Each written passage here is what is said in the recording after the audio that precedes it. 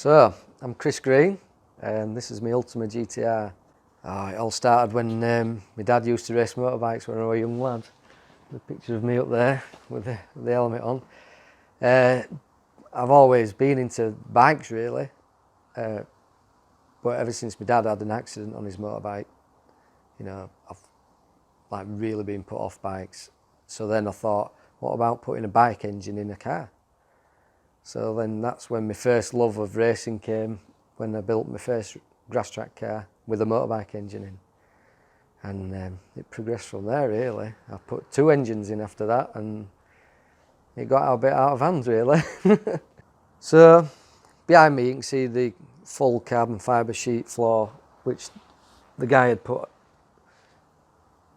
underneath it to have a total flat floor system, which is great for a race car, but I wanted this to be a road car, a usable road car.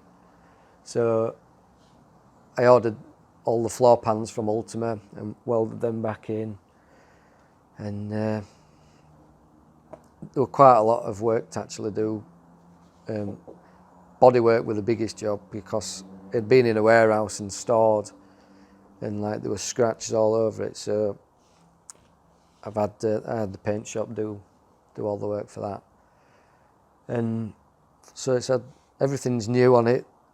As of last year when I finished it, you know, whole new wiring, engines new, it were built by John Sleeve.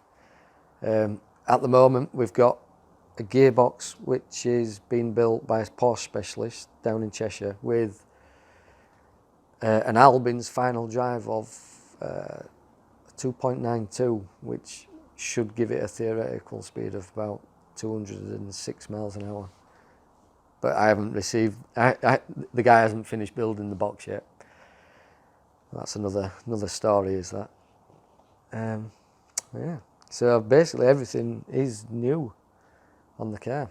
Realistically, what I've bought this car to do is to do the 200 miles an hour.